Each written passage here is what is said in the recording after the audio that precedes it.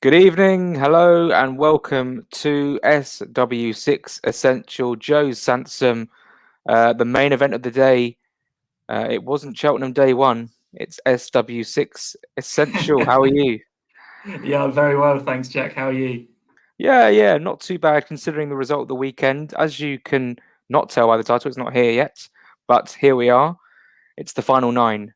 We're not really going to sit on that City game and go into great detail about it. The podcast, the Athletic, full time. I've already covered it as much as you want to hear about it anyway.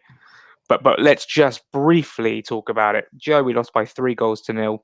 And let's talk about more the Fulham mistakes and the Manchester City goals, with the mistakes that led to the goals. How concerned does that make you feel, or does it make you feel like we can brush that aside, learn from the mistakes, and go into these final nine with with confidence?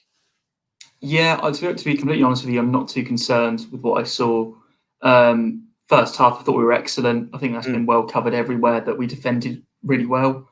mm, Man City, I think they just went up a gear at half time. To be honest, the goal that really annoys me is the first one, because mm, that sort of changed everything. Until then, we hadn't put a foot wrong defensively, and you know, poor defending from set piece, but second and third goals, very, very avoidable, playing out of the back mistakes. They're mistakes that we saw in the Championship last year. We saw them at the start of this season, and they've sort of disappeared since then. And I think this was a case of, we had warning signs in the first half where we nearly got caught out but didn't. And I think we were just playing a team that's press was very high, very, very fast, quite difficult to think when you're on the ball, because they sort of covered all the options. And mm, for the third goal in particular, when Tosin gets the ball, normally he'll thread it through to a midfielder and we'll start an attack. That option wasn't there. And I think in this case, we had to just lump it into Rose Ed, and we didn't. But all in all, I think it was very frustrating, the goals we conceded. I can't say it's a shock result. Um, can't even say it's a shock scoreline, because as good as we've been defensively, Man City are the best team in the country by a country mile. mm. So as long as we've got all these playing out the back mistakes out of our system, then I saw enough to go into this next Leeds game. I've seen enough to Mm. think that we can hopefully go back to our sort of resolute defensive ways, which was for the entire match, other than that awful 15-minute spell. Yeah, you're completely right. I think when we spoke a few weeks ago, we said that the only game we fear we're going to get nothing out of, and we probably won't be in the game, was Man City, and it just so happened to be the case. We were in the game first half, and then 13, 15 minutes, like you say, of madness, basically just ruined the Yeah. game. And it's interesting because the Premier League has been like that for a few games this season for us. I feel like in the Championship, you're never really washed away until late on. Let's say you lose a game 3-0, it never really is done and dusted until about the 85th minute. But the Aston Villa game, the Leicester game, and the Manchester City games this season, all Arsenal. at home, and Arsenal, yeah, all at home, you felt like by the 50th minute it was all over, and you were like, you weren't really watching, hard part on your phone, part on Twitter, looking at stuff and looking at the reaction. It felt like another game like that. But for 45, we were in it a lot, and that was down to City's high press, intense press, and yeah, forces into mistakes.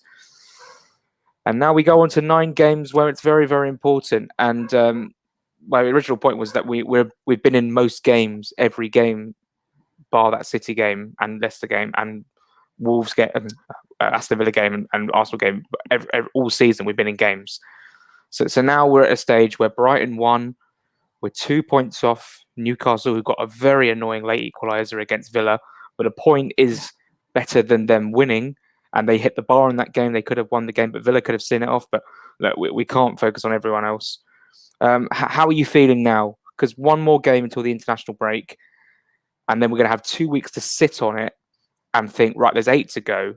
But this is a Leeds team who are very, very, right now, Joe, unpredictable.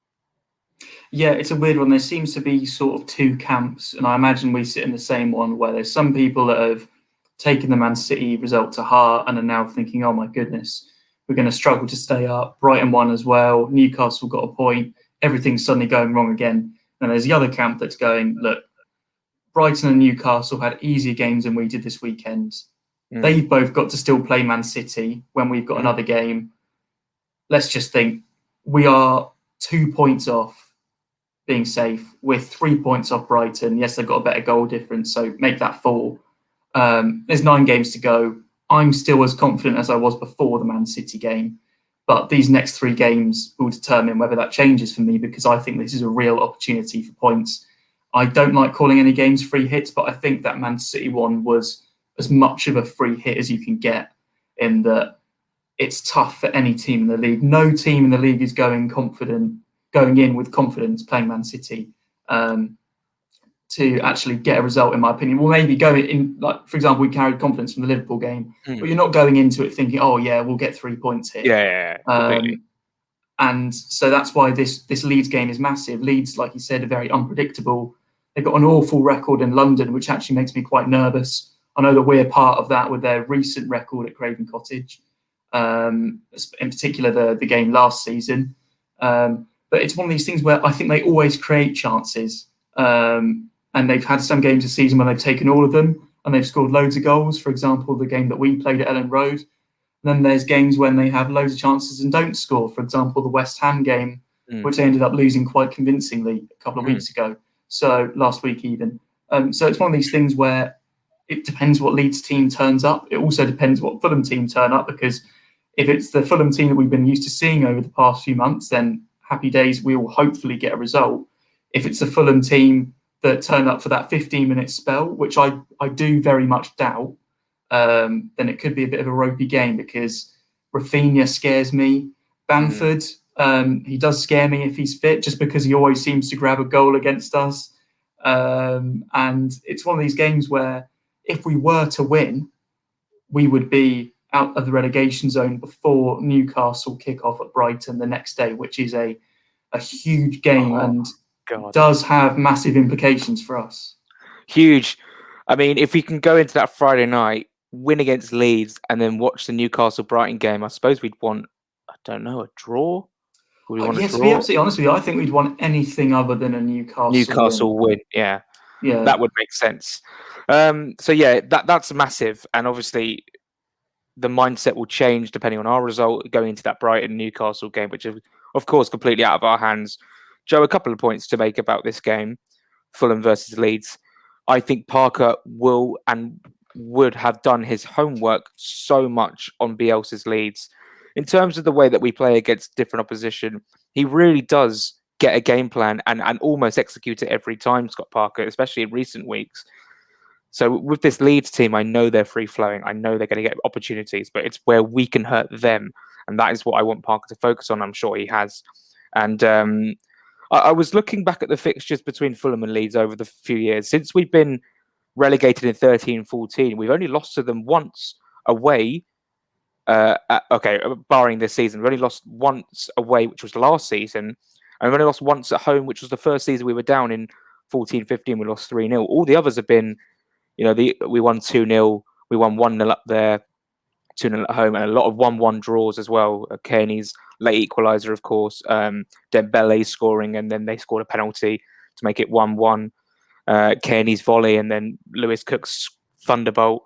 Kearney's brilliant goal in the corner, and then Chris Wood's overhead kick. There's been quite a lot of dramatic moments in these games, and Leeds' record at Craven Cottage isn't as good as some other teams. So I don't know whether records come into it, but my other point was that the final 9 games that we've got, you'd argue that the game against Newcastle are against teams who are fighting for anything. And what I mean by that is by down at the bottom of the table. You face Wolves, Leeds, and Villa, who are basically mid-table. They're safe. Burnley could be safe by the time we play them. Arsenal, Chelsea, Manchester United, who all have to go for Europe, and it could be dead by then. I'm not really sure in terms of the Arsenal situation. I'm sure Manchester United will be wanting to get second place. That'd be a big game, in Chelsea as well. I might have missed out a fixture there. But what I'm saying is I feel like these could be games where teams are slightly like, we're on the beach already kind of thing. We're already safe, especially those Villa Southampton games away from home. And that's something we can take advantage of, Joe. Maybe. Yeah, I'd much rather be playing these teams, these mid-table teams, than teams that are still fighting for something. Like you said, I mean, the game against Wolves, for example, I think is a perfect example of they're not going up, they're not going down, and they're probably not going to break into the top half, let alone any fight for Europe. And they might not have Raul Patricio. And of course, true. we wish him the best after a horrendous fall last night, and we wish him the best. But John Ruddy, who was in goal when we beat them 2-0 back in the promotion season 17-18, he might be in goal for the Wolves game. Yeah, Wolves haven't had much luck this season because there is that horrible injury last night, and Jimenez as well. Oh my God, yeah. But Wolves are probably as much on the beach as you can hope to play. And I'd probably put Villa in with them as well. Leeds, I think, are slightly different because with Leeds, I just think they're so unpredictable. I would not be surprised if we went out and beat them 3-0. I would equally not be surprised if they beat us 3-0. In terms of the fact that they've got quality players. If they turn it on, they turn it on. What really worries me about our run-in is the fact that I think we're all sort of agreed that, bearing in mind we're probably going to draw a couple of games, 4 wins sees us safe, realistically. Yeah. And you can look at those 4 home fixtures, Leeds, Wolves, Burnley, Newcastle, and think, right, draw a couple of the away games, win the 4 home games, and we'll stay up. We've been bad at home, like not in terms of performances necessarily, but in terms of results, we've been worst team at home in the league, I believe, maybe along with Sheffield United. I think Sheffield United have actually won an extra game at home than us, possibly, or at least the same. I think it is the same, actually. And so what worries me is that we've scored 8 goals at home all season. I think we can keep these teams out, but can we score against them is my worry. And this game, I think, has got a lot riding it on Friday, because whilst I don't think a draw would be a terrible result, and we're better away from home, like, it wouldn't shock anyone if we went to another one of the big boys and came away with 3 points like we did at Liverpool. But if we can't win these home games, I don't think we can rely on our away form for the rest of this season. You can look at Southampton and you can look at Villa as 2 big targets for 3 points. You can probably put Arsenal in there as well. They've not been as good this season. But then we've got to go to Chelsea and Man United, who, like you said, both very good sides, both fighting for Europe. We need to start turning good performances at home into wins at home, not draws, because we need 4 wins from somewhere, and I think at least 2 of them have got to come from home games. Well, you look at our last 2 home games here. I've just got the fixtures up. Very narrow defeat to Tottenham, which I'm sure will still hold your grudge when the season ends, and then obviously the loss to Man City. But before that, we did beat Sheffield United at home. Drew to West Ham. Was that the last home game before that? Yeah. So yeah, we're not scoring enough at home. And I've done another table predictor calculator this week just because it just really does play on my mind so much. But now I'm thinking, talking to you about this, that I would trust us more. You say about these 4 wins. I would trust us more to get 2 wins away from home at Villa and at Southampton.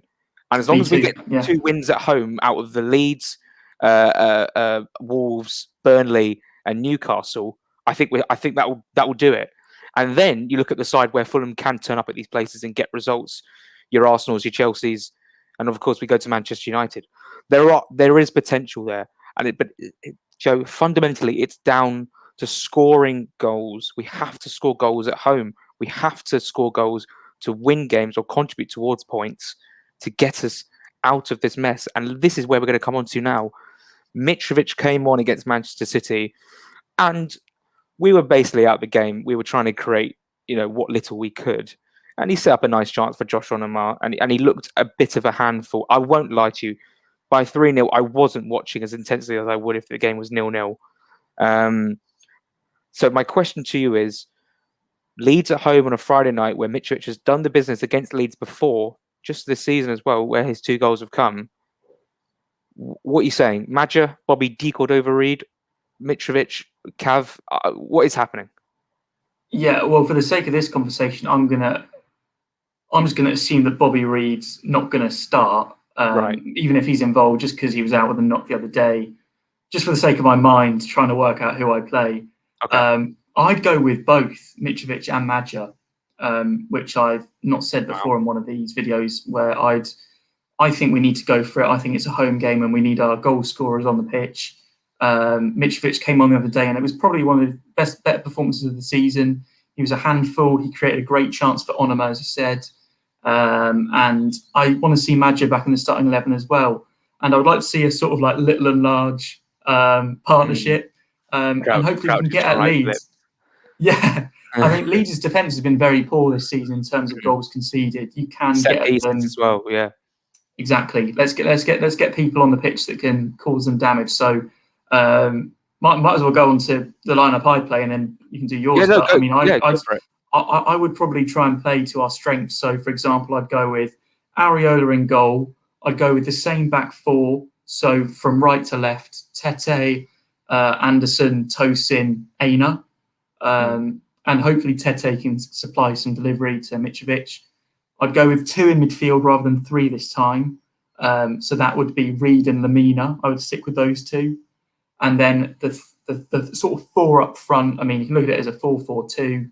You can look at it as a 4-2-3-1. I don't know what the formation will be, but I want to have these people on the pitch.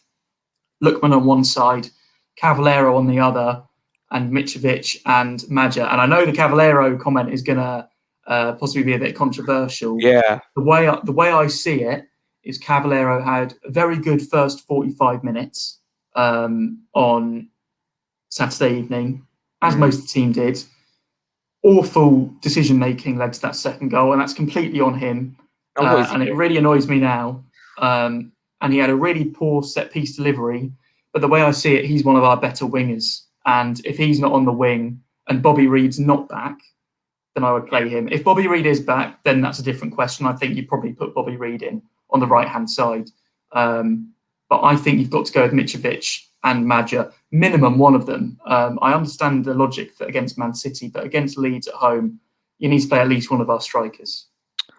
Ivan Cavallero doing his best Scott Malone away at Sheffield Wednesday 16-17 last day impression, where Scott Malone got the ball and he just ran across I know Cavallero was outside the box, but Scott Malone, I don't know if you remember it, I remember this, yeah. just ran across the goal, like the 6-yard box. What are you doing? But that was a great away, actually. 2-1 win with Cabano brace. When Sheffield Wednesday were already in the playoffs at the time. And then, of course, we got Reading and subsequently lost. They handballed it in the build-up to the goal at Craven Cottage. We'll move on. My team for Leeds United, Areola in goal. I just think this guy is absolutely quality, as everyone knows. Back four, Tete, Tosin, Anderson, who, of course, has been up. He's been called up to Denmark's international side. We'll come on to that in a bit. And Ola Aina at the back. And then, now I'm stuck. I think I'd go Reed and Anguissa. Just because he's very, very good at Ellen Road. As a two, Lookman on one side. If Bobby D. Cordova Reed is fit, play him on the other side. If not, Cav. And then I'd play Loftus-Cheek. And then I'd play Madja. And I'd bring Mitrovic off the bench. Okay.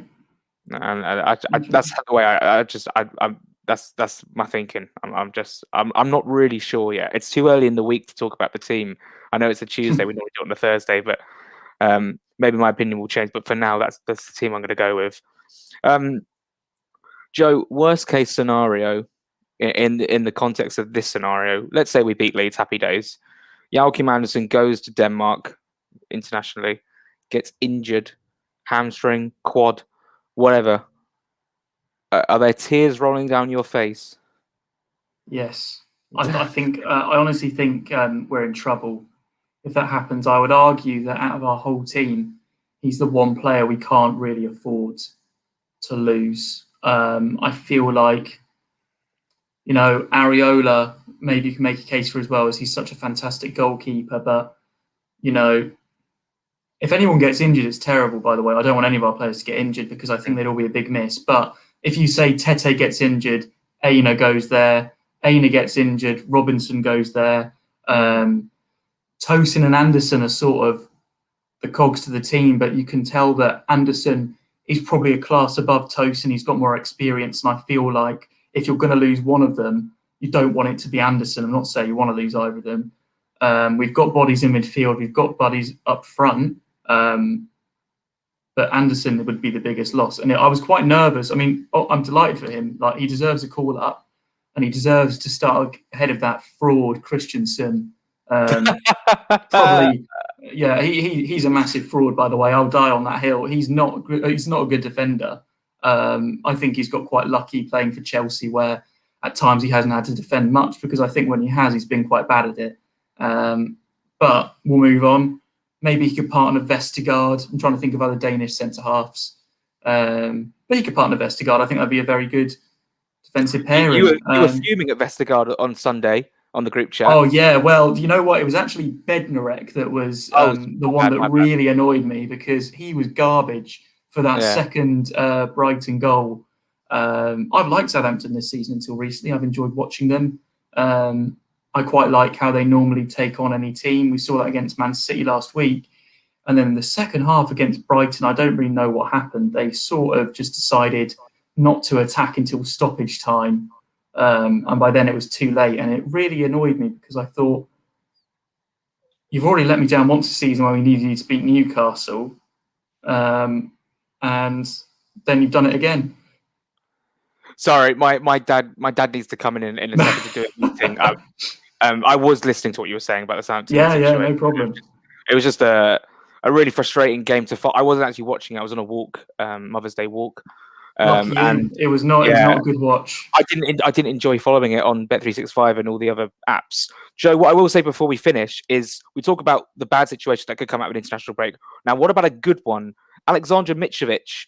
I'm sure he'll probably feature for Serbia, despite losing them a place at the Euros in the last international break versus Scotland. 3 games they play at home to Ireland, who I think was at the Republic of Ireland, who Jack J. Collins won't mind me saying, or he will mind me saying, they are awful at football. Serbia versus Ireland, I would back Mitrovic to play in that. And then they host Portugal.